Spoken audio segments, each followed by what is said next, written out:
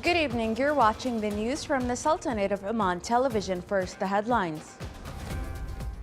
The number of martyrs rise in renewed Israeli attack on Gaza Strip, and resistance announces receipt of official response from the occupation regarding a proposal for a truce deal. The United Nations warns of the worsening humanitarian situation in Sudan and calls on the parties to the conflict for an immediate ceasefire.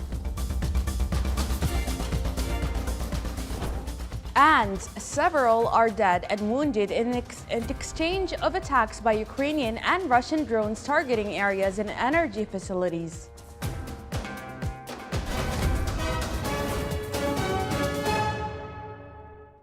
Those were the headlines. Now for the news in detail. Smoke rose above the Gaza skyline today following an airstrike near the Mawasi displacement camp near Khan Yunis.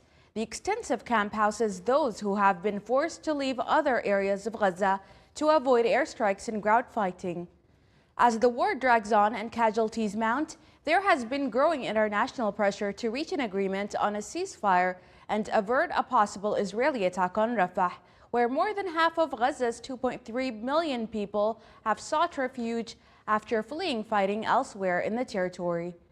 More than 34,000 Palestinians have been killed in Israel's air and ground offensive, according to the health ministry in Gaza. Around two-thirds of them are children and women.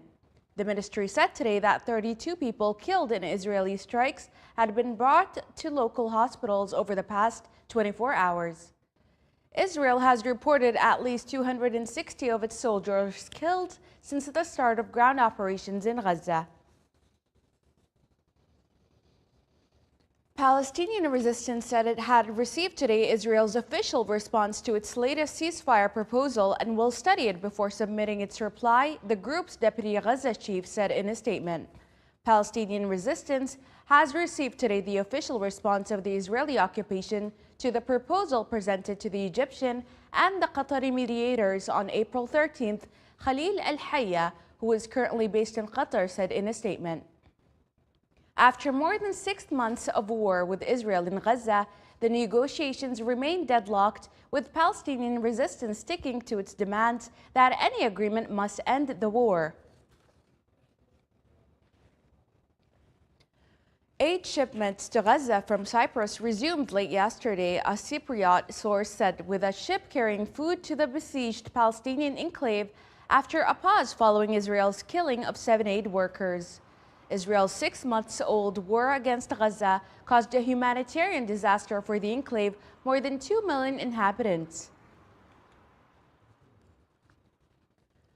3 people were killed today in Israeli strikes on southern Lebanon, including 2 members of Hezbollah. The border between Lebanon and Israel has seen near-daily exchanges of fire since the war in Gaza began nearly 7 months ago. Lebanon's official national news agency said Israel's occupation aircraft carried out 2 raids today at dawn.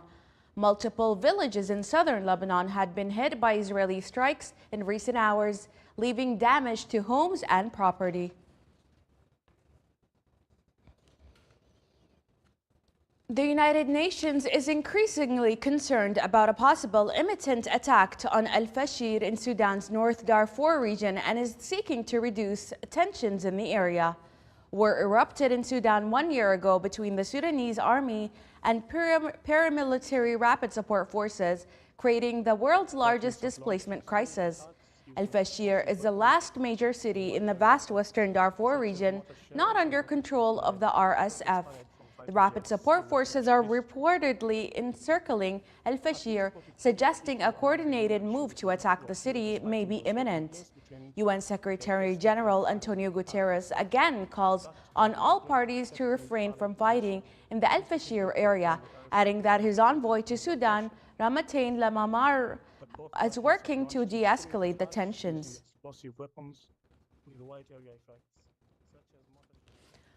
Russia said yesterday that it attacked Ukraine's railway to disrupt its military supplies, while Ukraine said that it struck Russian logistics warehouse the same day.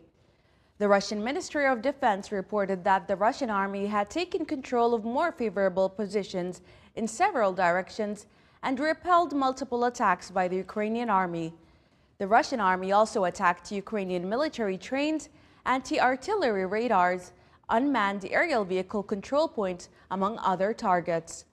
Additionally, Russian air defense forces shot down around 200 Ukrainian drones, multiple rocket missiles, and aerial bombs.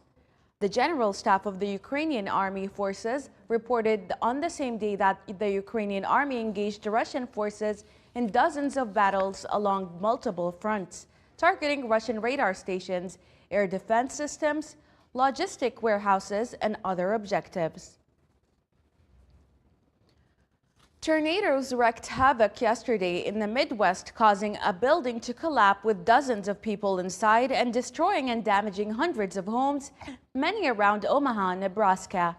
As last night, there were several reports of injuries, but no immediate deaths reported. One of the most destructive tornadoes moved for miles yesterday through mostly rural farmland before chewing up homes and other structures in the suburbs of Omaha, a city of 485,000 people with a metropolitan area population of about 1 million.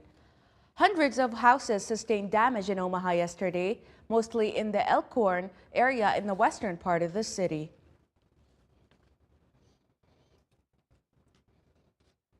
Two earthquakes, the largest, a 6.1 magnitude, struck Taiwan's eastern country of Hualien today, the island's weather administration said, with no immediate reports of damage.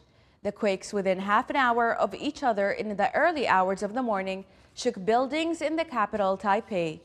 The first quake had a depth of 24.9 kilometers and hit just of Hualien's coast, while the second, with a magnitude of 5.8, had a depth of 18.9 kilometers and hit a similar location in Taiwan's weather administration said.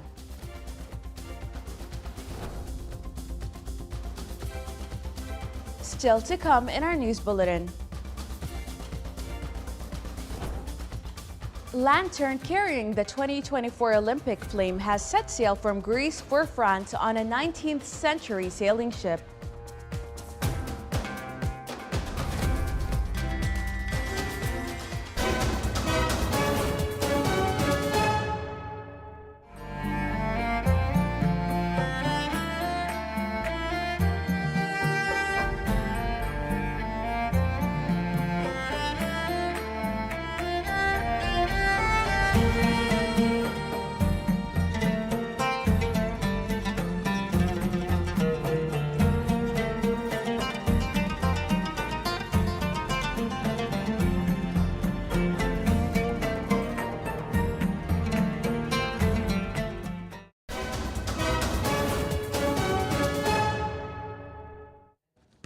Welcome back to the news from the Sultanate of Oman television.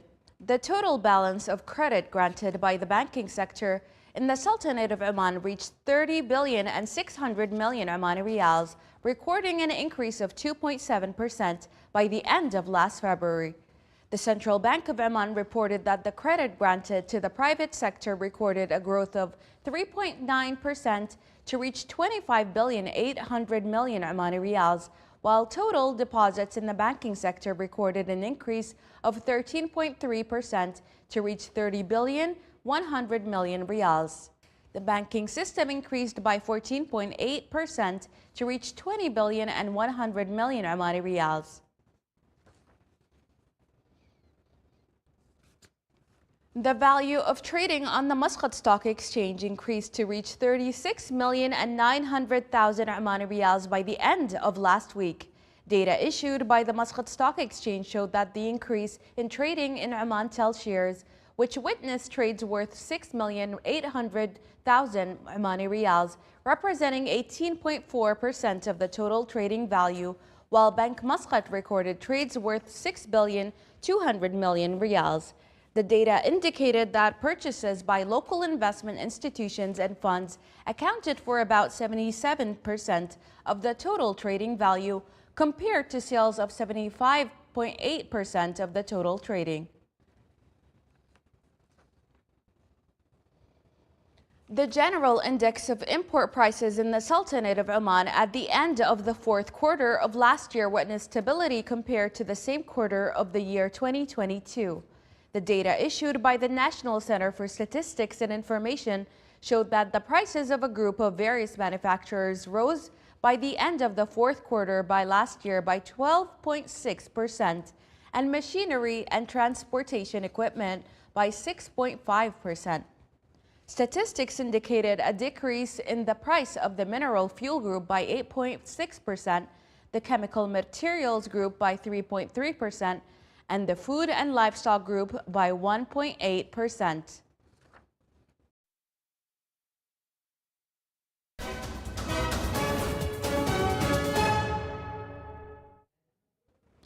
A lantern carrying the 2024 Olympic flame has set sail from Greece for France on a 19th century sailing ship. It will sail across the Mediterranean Sea and arrive in 12 days' time in the southern part of Marseille. The flame was kind-led on April 16 at Olympia in southern Greece, where the ancient games were held for more than 1,000 years. From Olympia's ancient stadium, a relay of torch-bearers carried it along a 5,000-kilometer route through Greece, which included several islands and an overnight stop on the ancient Acropolis. The Olympic flame was housed overnight in the French embassy and left Athens port of Pyros on Saturday on the Belem, a French three-masted sailing ship built in the year of the first modern games in Athens. The Belem is due on Marseille on May 8th, ahead of a relay through France leading to the opening ceremony in Paris. The games run from the 26th of July to the 11th of August.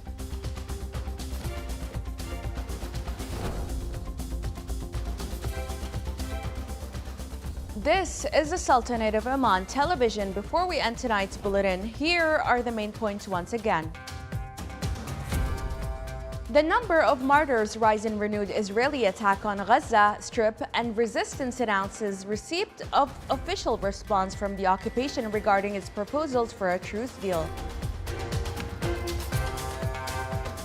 The United Nations warns of the worsening humanitarian situation in Sudan and calls on the parties to the conflict for an immediate ceasefire. And several are dead and wounded in an exchange of attacks by Ukrainian and Russian drones targeting areas and energy facilities. With that, we come to the end of tonight's bulletin. From all of us here at the newsroom and the studios, it's a good night, and we hope you've enjoyed your weekend.